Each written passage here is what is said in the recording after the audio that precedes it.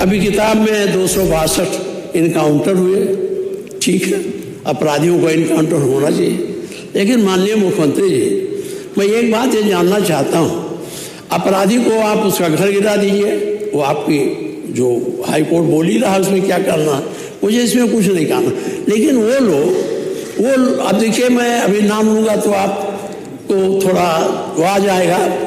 ये विजय मिश्रा है, विजय मिश्रा अपराधी प्रवृत्ति के आदमी है, मैं भी मानता हूँ।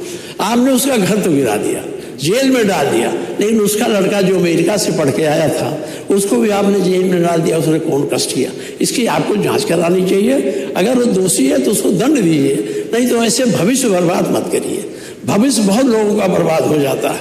262 इनकाउंटर हुए, इनकाउंटर की प्रथा हमारे संविधान में नहीं है, और ये मुख्यमंत्री जी आपने प्रचलन शुरू कर दिया है। हम नहीं जानते आने वाली सरकारें इसको और आगे चलाएगी तो आपको भी पता चल जाएगा कि ये गलत हो गया। तमाम संजय जी अभी तमाम बात कर रहे थे, आपको पता है माननीय मुलायम सिंह जी ने आपके बिरादरी के लोगों को चिन्हित किया था, मछली का पट्टा इन्हीं को दिया जाए, और आपके कुछ चेले हमारे गांव के लोगों का जितना गढ़ा पोखरा है करा लेते, इसके बाद बेचते, ये भी नहीं वो करें, वो दूसरों को देकर चले जाते हैं। तो आपके लोगों का आया था हमारे पास ज्ञापन, और हमारे पास आए थे कि हमारा आरक्षण करा दीजिए। अब बताइए, आप सरकार में हैं, आप आरक्षण क्यों नहीं कराते हैं? अगर आप इसीलिए वहाँ गए कि आप आरक्षण दिला देंगे तो कम से कम अब तो मुख्यमंत्री जी आपके पड़ोसी हैं, आप बात कर लिए, आप तो मुख्यमंत्री जी से लड़े भी हैं, मैं भी रहा उस चुनाव में, एक समय था वहाँ बैठे मुख्यमंत्री जी, ये लड़े भी हैं, मैं भी रहा इनके साथ, लेकिन अब आपके साथ चले आए, इन पर तरस करिए। ये रोज वही तो रहा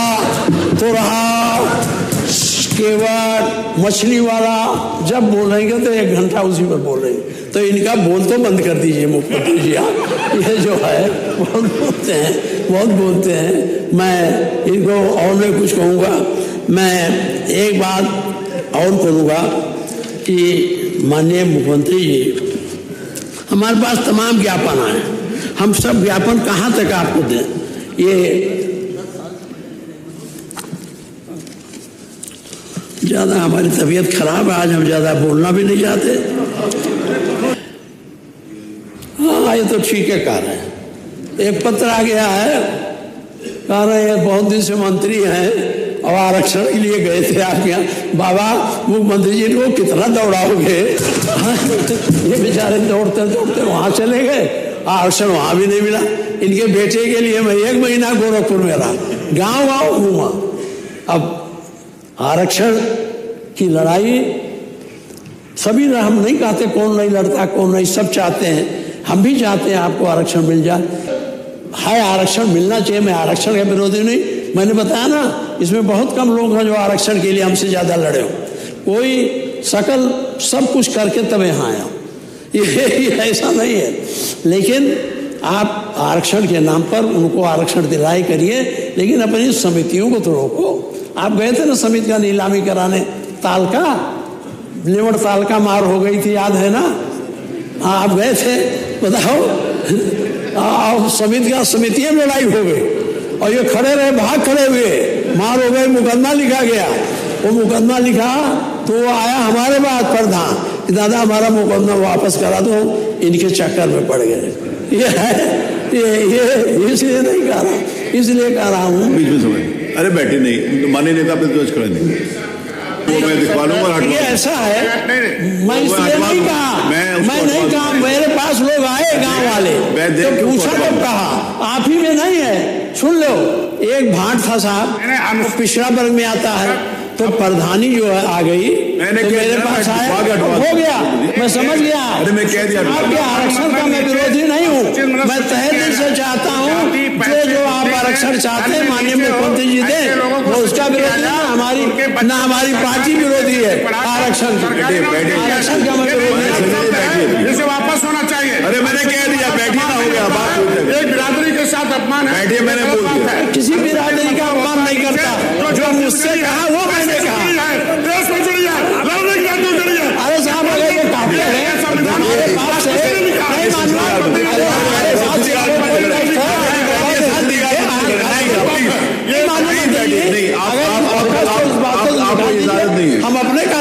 निकाल दीजिए। हम आपस में आप लोग नहीं करेंगे बैठिए। जो बात से इनको कष्ट हुआ निकाल दीजिए। हम खुद आपसे मैंने बोला मैंने क्यों बात दूंगा? ये नहीं है, लेकिन मैं इसलिए कहता हूँ कि ये रोज लोगों को लालच दे करके, लोगों को परेशान करके एक सही ढंग से आप ले चले, कोई एतराज नहीं है।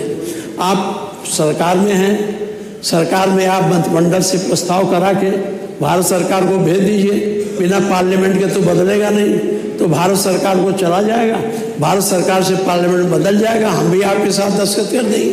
आप प्रस्ताव रखिए, जब उसके विरोध में होता ना, हम विरोध में नहीं।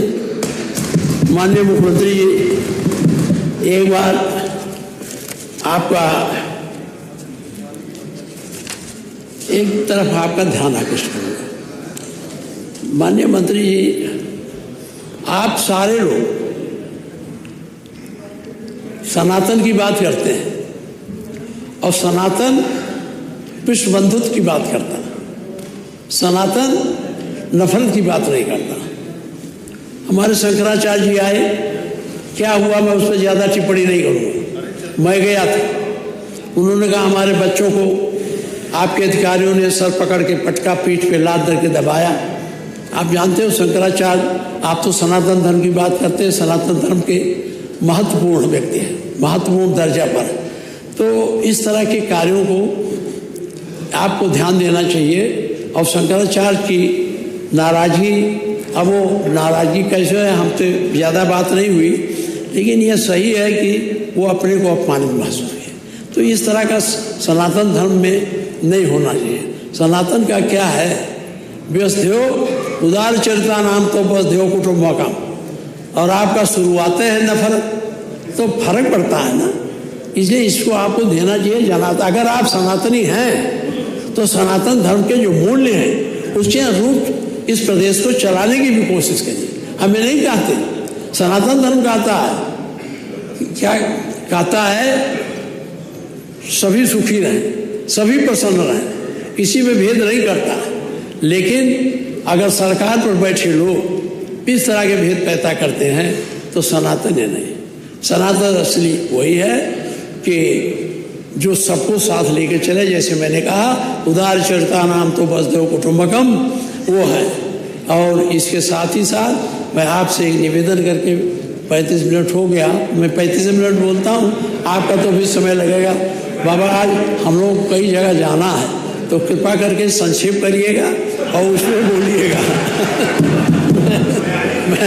मैं इन्हीं शब्दों के साथ आपकी बात अपनी बात खत्म करता हूँ और आगे बात बजट पर। धन्यवाद।